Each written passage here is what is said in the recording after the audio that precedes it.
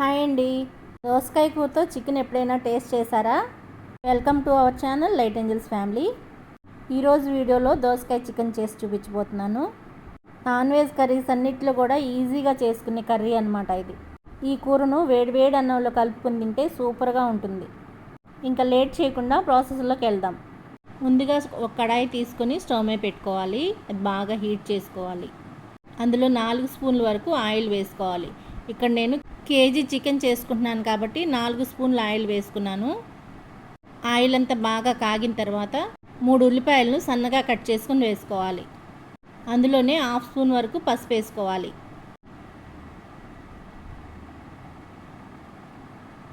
Salt, కరివేపాకు కూడా వేసుకొని బాగా వేయించుకోవాలి.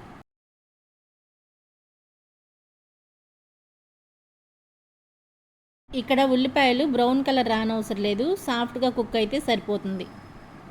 ఇప్పుడు ఇందులోకి బాగా వాష్ చేసుకున్నటువంటి కేజీ చికెన్ను వేసుకోవాలి.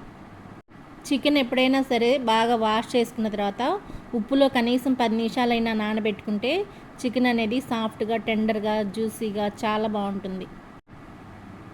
చికెన్ అంతా వేసిన తర్వాత ఒక 5 నిమిషాల పాటు బాగా కలుపుతూ వేయించుకోవాలి. అప్పుడే చికెన్ అనేది చాలా బాగుంటుంది. ఆయిల్లో వేగటం వల్ల టేస్ట్ అనేది బాగుంటుంది. ఇలా చికెన్లో దోసకాయ వేసుకోవడం వల్ల అరుగుదల కూడా బాగుంటుంది. ఇప్పుడు మూత పెట్టుకొని బాగా ఉడికించుకోవాలి. మధ్య మధ్యలో కలుపుకుంటూ చికెన్ని ఉడికించుకోవాలి.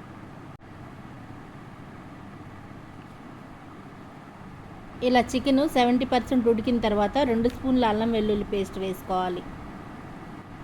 ఇది పచ్చివాసన లేకుండా బాగా కలుపుతూ వేయించుకోవాలి. అప్పుడే కూర అనేది టేస్ట్ బాగుంటుంది. అల్లం వెల్లుల్లి పేస్ట్ ఎప్పుడైనా సరే ఫ్రెష్గా ఉండేటట్టుగా చూసుకోవాలి. దంచుకొని వేసుకుంటే చాలా బాగుంటుంది.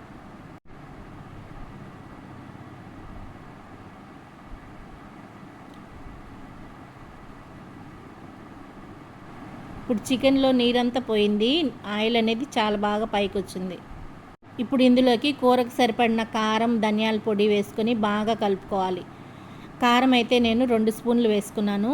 ధనియాల పొడి ఒక 1/2 స్పూన్ అయితే ధనియాల పొడి వేసాను. మీకు నచ్చినట్లుగా వేసుకోవచ్చు. కారం పచ్చివాసన లేకుండా బాగా వేయించుకోవాలి ఆయిల్లో. ఒకసారి చికెన్ ఉడికిందో లేదో చెక్ చేసుకోవాలి. చికెన్ అంతా బాగా ఉడికి నూనె పైకి తేలిన తర్వాత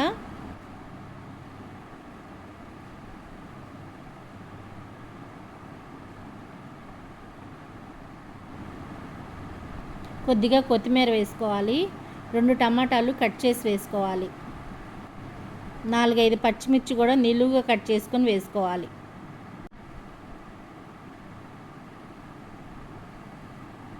మూత పెట్టి 1 నిమిషం పాటు మగ్గనివ్వాలి.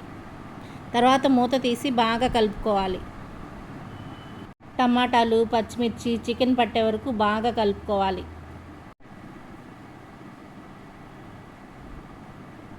ఇలా కలిపిన తర్వాత మనం ముందుగా కట్ చేసి పెట్టుకున్నటువంటి దోసకాయ ముక్కలన్నీ వేసుకోవాలి. ఈ దోసకాయ ముక్కలు చెక్కు తీసుకోకుండా వేసుకుంటే చాలా టేస్ట్గా ఉంటాయి. ఎప్పుడైనా నేను ఒకసారి ఇలా చెక్కు తీసుకొని వేసుకుంటూ ఉంటాను. గింజలతో వేసుకుంటే పులుపు బాగుంటుంది కాబట్టి టేస్ట్ కూడా బాగుంటుంది కూర. గింజలు నచ్చకపోతే తీసేయచ్చు. ఒకసారి చేదు కూడా చూసుకొని చెక్ చేసుకొని వేసుకోవాలి దోసకాయ ఎప్పుడైనా సరే. దోసకాయ ముక్కలు కట్ చేసుకునేటప్పుడు కొంచెం పెద్ద సైజు ముక్కలు కట్ చేసుకుంటే బాగుంటుందండి. ఉడికిన తర్వాత కొంచెం సైజు తగ్గిపోతుంది కాబట్టి కూరలో కరిగిపోకుండా ఉంటాయి ముక్కలు. కూరలో ముక్కలు తగులుతూ ఉంటేనే చాలా బాగుంటుంది. దీన్ని మూత పెట్టుకొని బాగా ఉడికించుకోవాలి. దోసకాయ ముక్కలు ఎప్పుడైనా సరే 80% మాత్రమే ఉడికించుకోవాలండి. బాగా మెత్తగా అయిపోతే బాగోదు కూర కూడా. ఇలా మధ్య మధ్యలో మూత తీసి కలుపుతూ ఉడికిన తర్వాత 2 స్పూన్లు కొబ్బరి పొడి వేసుకోవాలి.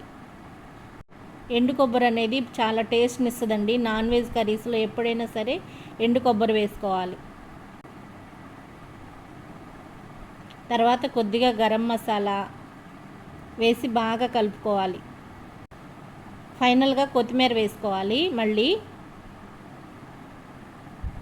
ఈ చివరిగా వేసే కొత్తిమీర అయితే టేస్ట్ బాగుంటుంది. ఇంకా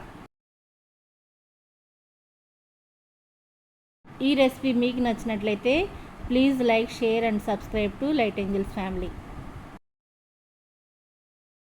ఈ వీడియో చూస్తున్న వాళ్ళందరికీ థ్యాంక్ యూ సో మచ్ అండి. మరొక మంచి వీడియోతో మళ్ళీ కలుద్దాం.